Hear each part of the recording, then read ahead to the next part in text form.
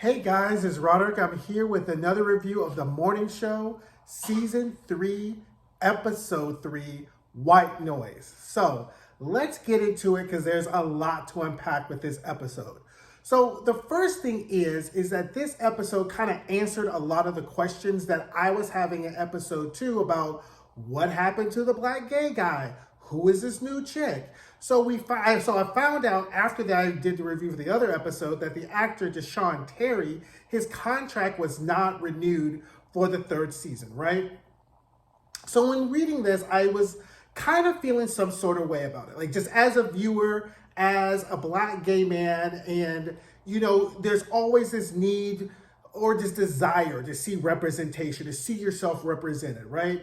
So then I had to take a step back, right? As a storyteller, as a screenwriter and a filmmaker, and really kind of get out of my feelings and think about kind of why that made sense, right? And one of the things that we're going to talk about in this review of The Morning Show is themes, right? And one of the main overarching theme of The Morning Show is about the power that women have in the entertainment media complex, or the lack of power, right? And the fact is that this show really is about the women in the cast, right? The men in this show really only act as antagonists to either move or challenge or to create obstacles for the main female characters. And I'm okay with that, right? Because the fact is that one of the things that is kind of bad is when you try to shoehorn diversity and inclusion for the sake of having diversity and inclusion, right? Like in the beginning of the season 1, they had like the black gay guy, they had the Indian woman, they had Yanko, they had all these people that was very inclusive, right? But as you begin to tell a story, you have to kind of focus on what is the story about? What are the themes that we're talking about, right? And one of the themes of this episode is about power and the lack of power, right? And I think in order to tell that story and have it being centered around women, that's fine. I think that this presents an opportunity for another creator to come in to try to create a story with black queer characters in a very high concept, well-written show, right? I am okay with that. As much as I crave representation and wanted to see what's going to happen with Deshaun Terry's character, I understand kind of the narrative choice. We always talk about choices when we talk about filmmaking, acting, or directing. It's all about choices, and this makes the most makes the best sense narratively for the choice of what it is. Okay. Now that we got the housekeeping out the way, let's delve in. Because again, the theme of this episode, or really one of the things that this episode really highlights, is about the power and the tiers of power that really happen, right? So first, we show up, and I'm like, why is Mia sleeping at UBA, right? Like, is she sleeping there because she's homeless? Is she sleeping there because she feels like she's have to? That question has yet to be answered. I hope it's not she's sleeping there because that's the only phone that her little, bae for who's over in Ukraine or whatever is calling her. I really want this why Mia is sleeping at the station question to be answered, because I get the sense it's going to be answered by this is her sleeping at the station because this is her trying to do her best job. But girl, I don't know, but whatever. That's of all the fish we have to fry in this episode, that is the sardine, okay? That's not even the catfish. That's not the grouper. That's not the perch, okay? So then we get Earl, who is kind of like Corey's fix-it man or whatever, delivers a stack of emails from the big email breach we had in the last episode. And he's like, oh, you're going to look on page 87. So Corey looks on page 87, and he's like, ooh, Christmas early. He's like, well, let me know what you want to do with it. And Corey's like, leak it, okay? At this point, we don't know what this is, but we know that Corey is always up to something, trying to make moves and whatever. And so then Corey calls Paul and says, you know what? That original lowball ass offer, I think we'll take that. That's going to be okay. So now we're like, okay, whatever is about to be leaked is going to have such ramifications that Corey doesn't really care, right? Because clearly it's going to affect the way in which the board's going to vote, right? So then we get then, Mia's coming off the show, ratings are up, and then we're introduced to Layla, who's like another new addition, because I don't remember Layla from season 1 or season 2. So Layla's there, and she's like, look on Eagle News, which is kind of like their edition of Fox News, right? And they're talking, so Eagle News breaks the story that during the email hack, there is an email from Sybil with a very racialized reference to Chris, who is the new woman on the show, the Olympian, or what, the black lady who's the Olympian, right? Who I was like, Harpo, who this? So her name is Chris. She's a former Olympian, and there's an email, right? So then finally, Chris reads the comments, right? And so then what happens is that then Mia and Stella then start talking about it, and they read out the comment. And basically it's during Chris's contract negotiation, and Sybil feels like if Chris was getting paid too much money, and someone's like, well, she's on cereal boxes, she'll sell whatever. And then Sybil's like, well, Aunt Jemima's on cereal boxes and no one's still buying her, right? So that's the big bombshell, okay? So Chris finds out about this and starts reading the comments online on Eagle News, and then reads the comments, whatever, and she's spinning. And immediately I start to think of like, okay, if this was Alex, how would Alex handle this, right? So she gets a phone call. She goes to see Corey. So this is where the show really does a very nuanced job into this direction. So if you think about how the show is, you have UBA on the bottom, like that's the studio, right? And then you go upstairs to where the executive offices and management is, right? If you recall last season, Alex God has an office on the same floor that Corey is, where the board meets. And what this really typifies or shows is very much the stratification between the people who work at UBA and the people who make the decisions. If you make it, here's a very good analogy for you. If you think of Corey, Sybil, Alex, they're like gods, like Olympus, right? The top executive floor is like Olympus, right? Then you have Stella, who's like on another floor below that. She's like a demigod. Think of like the Hercules type of character. Half god, half human. She sometimes goes to Olympus, but she can't really stay at Olympus. And then everybody else are the mortals who kind of exist exist to the whims of the gods who plays there. This theme plays out very well during the show, right? Because later on we see that when people start to realize where they are in this astral plane between gods, demigods, and mortals, we start to have the conflict, right? And the conflict is a lot of people at UBA were moving around thinking they were at demigod status, and they're really at the mortal status, right?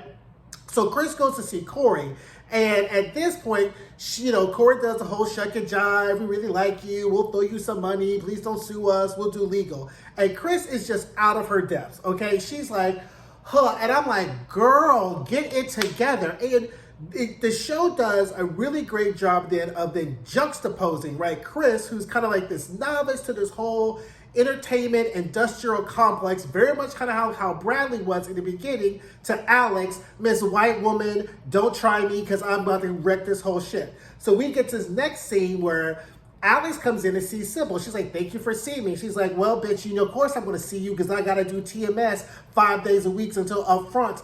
Thanks to you, right? And then Sybil has the nerve to turn her mouth and say, girl, I need a favor. I need to go on Alex Unfiltered to help me clean up this mess. Alex is like, the fuck, what? How you want me to help you? Because when I needed your help, you were the one who got me up on this whole TMS 5 days a week bullshit. So how are we supposed to help? And then Sybil's like, you wouldn't even still be here if it wasn't because of me. Who do you think went to bat for you? Who do you think kept making sure they don't get rid of you? And who do you think is going to take care of you when I'm gone? Because it sure as fuck ain't going to be Corey or whoever the fuck Corey appoints. Now, Alex, being the bitch who thinks ahead, is like, she may have a point, but still, I don't like the way you did me dirty. So Alex is like, fine. We'll go ahead and do it and whatever. So now Stella and Alex and Chip are in Corey's office trying to convince him to do this. They're like, look, it'll be great for ratings. We need to break the news. And Corey's like, nah, that's okay. We don't need to do it. Blah, blah, whatever. And then they're like, this is up your alley. You're always trying to exploit us and make ratings or whatever. Why all of a sudden this is not going to happen, right? And then at that point, Stella's like, okay, whatever, right? So then, back down in the mortal realm, right, there's a salary leak. And all the salaries of people, are being leaked or whatever. Layla's like in her feelings. And I'm like, Layla, girl, like this economy's tight. Like you just can't be mouthing off and being salty. But Layla has zero fucks to give. So then Mia pulls her in the office, is like, what's going on? Layla tells her, and then Mia kind of recognizes that even though she's like executive producer of this show, she's not on Mount Olympus. She's not even on demigod status. She's Perseus. She's Theseus, even though that's a bad analogy because those are both demigods.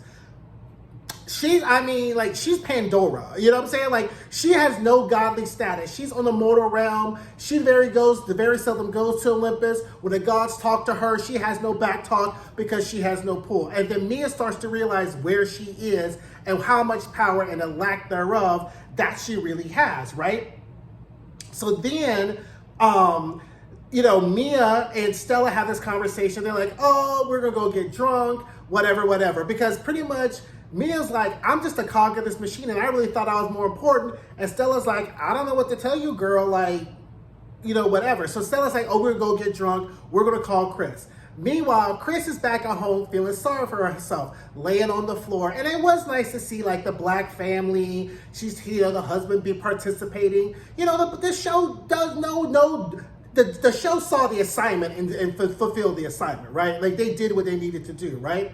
So then finally, Alice comes by, be like, hey, I want to talk to you. Now, I already saw this coming a mile away, right? Because Alex ain't no motherfucking fool, right? She ain't gonna have her mouth up on this whole Sybil bullshit. So she's like, shit, why don't I get you to interview Alex, right? I knew that was coming because Alex is like, not me, girl. No, because when Alex and Sybil were talking, she was like, girl, I don't want to be involved. As I was just like, exactly, because Alex is on the God level. She recognizes that there's only so much capital or political capital you have. And if you go back to the last episode, if the last episode was about trust, right? This episode is about power, and you can't have no power in UBA unless people trust you. And Alex knows that her trust level would be gone if she's on there trying to tap dance and juke to some old lady who done said some racist ass shit, right? Alex ain't new to this. She's true to this. And she's like, not me, girl. Gets Chris to do it, right? Now, while they're doing that, right, because so Corey, and he's talking to Leonard, okay? He's downtown. Leonard is the older British guy. He played Oscar Wilde in the Oscar Wilde movie or whatever like that. Fantastic actor. So he's there trying to seed this kind of revolt, against Sybil. Now, if you remember, this is pretty much how Corey's playbook was, because that's how he got rid of Fred, and the old CEO, and how he got his job. And Leonard is like, look, it's a mess. If you tell me we'll be rich, we would, but I'm not cleaning up your shit. You need to clean this up. Don't look at me. I ain't trying to take Sybil's job, but you don't got the votes yet. You need something to happen or whatever, right? So then he's like, okay, fine. So then Stella and Mia are out getting drunk or whatever, and then they pretty much realize that they're all both cogs in the machine, right? So Mia comes to realize that she's immortal status, and then she's pretty much like, well, how can you understand? You're like the demigod, you still out for power and whatever, right? So I was like, okay, fine. So then I was just like, okay. So then Stella goes to go see Corey. And it's like, you know what? Chris wants to interview Corey because Chris has shown up while they were drinking and says, I want to interview Sybil. Alex came to me and said it's okay. They're like, yes, let's do it. So Stella's like, I think this is a good idea. Corey's still like, nah, we don't want to do it. Stella's like, I know you did this. I know why you did this. And let me tell you something, because I know this Paul guy for his works. He is ruthless. So you are playing in a game that is way beyond your leagues. And Corey's like all white men in power is like, oh, whatever, girl, whatever. And then tries to turn him like, he does that whole like, that's a very staunch that's a very large accusation, right? Like that's gonna scare Stella. Stella's like, no, I know exactly what you did this, right? So then Sybil runs over to Alex's house, who again, Alex is like, not me, I don't want no part of this, don't include me in this, I don't want ever. And Alex is like, girl, you need to go in, you need to apologize, you need to explain. And then this is where it turns into this very interesting thing. Oh, I forgot. Child that had like a little town hall or whatever, Yanko and his wokeness, whatever. I breezed over that because that was trash. Yanko was trash. The town hall was like, whatever, okay? Anyway, back to Sybil and Alex's. Alex is over there, Sybil's over at Alex's and Alex is like, look, girl, you just need to apologize. You need to tell your side. But then the episode starts to kind of broach the concept of like cancel culture, right? And what Sybil is the most concerned about is her legacy, right? This is her grandfather's company. And now because of an email, her entire legacy is going to be tarnished. She could possibly lose her seat as chairman of the board. And it really seems to be unfair. And Alex is like, girl, pull up your big panties. You are a rich white woman in America, okay? Stop acting so fragile, right? Like, as you say, let's take stock of what this situation is. And Sybil is like, no, I know I'm not fragile, but seems really unfair. And Alex has to be like, girl, what you said was unfair. What you said was wrong. And Sybil is not getting this because Sybil is only thinking about how it affects her and how it affects her legacy. And she's not thinking, Chris has not entered into Sybil's mind at all in this equation, which will become evident later on in the show, right? So anyway, we get to the big interview, right? And it's like a 4-minute segment. They had to do this really hard, awkward pivot during the show where they're doing it. And they're like, oh my God. So Chris comes in. So she really is prepping for this. Like she's doing a race. Like it's doing a marathon. Her husband's there. She's listening. I forgot. I was just trying to Shazam the song. Please Black Council. Don't demerit me for not knowing that's what that song was. And so then we went in. She goes in. Sybil goes in. They get down and do the interview. And basically what happens is that it wasn't a gotcha episode. Chris was really looking for understanding, and all Sybil was trying to do was do the corporate tap dance, and she didn't come off sorry. She didn't come off apologetic. And then then it was just a lot of flubs of crash and burns. What the final thing is of her really succumbing to this whole kind of anti-wokeness kind of mantra, being like, can we just move on to this climate where racial divisions are exploited? And she would be like, that would be every climate, right? So Sybil really just doesn't get it. She's looking at it from her position of a mistake and not looking at it from the point of view of the person whom she truly harmed. Yes, Sybil is sorry, but the fact is, she just should have been like, I shouldn't have said it. It was wrong. And but because of her privilege, she really didn't think she had to say that anyway. Because when she got to the point of talking about how much Chris had to train and get ready for the show, Sybil's like, bitch, you should be grateful you got this job anyway. And that lands wrong when you're talking to a black person. When what Sybil was saying is, you are on national television on one of the largest networks in America, you should be happy. But where it reads coming from Sybil is, your black ass should be happy that we hired you anyway because you ain't got nobody and you see what happened to the last black people who were here, right? That's just a lack of emotional intelligence and a lack of empathy. And that ends up being Sybil's downfall, right? So Corey is pleased. He's happy. Chris, is just like, oh my God. So she leaves her husband, kind of triumphant.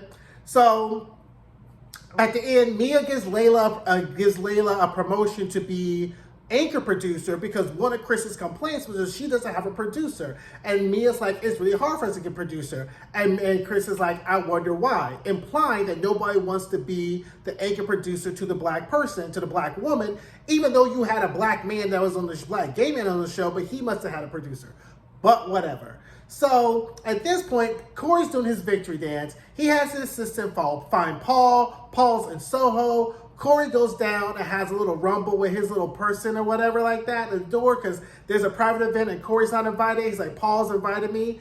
And, Corey being, thinks he's Zeus, right? Literally thinks he's Zeus, talking to a mortal. So then he meets Paul, right? And Paul's like, he's like, we're ready to go. And Paul's like, all this bullshit, all this chaos, I don't want into that. I could buy me another company that doesn't have a media company. I wanted a legacy media company, and all you've given me is bullshit and chaos. I don't want it. Deals off. And Billy Crudup does such a great job in this scene of, again, we talk about the slight emotions and that an ounce of behavior is worth a pound of dialogue. And what we see is the entire, like, Corey's entire world is broken at this point.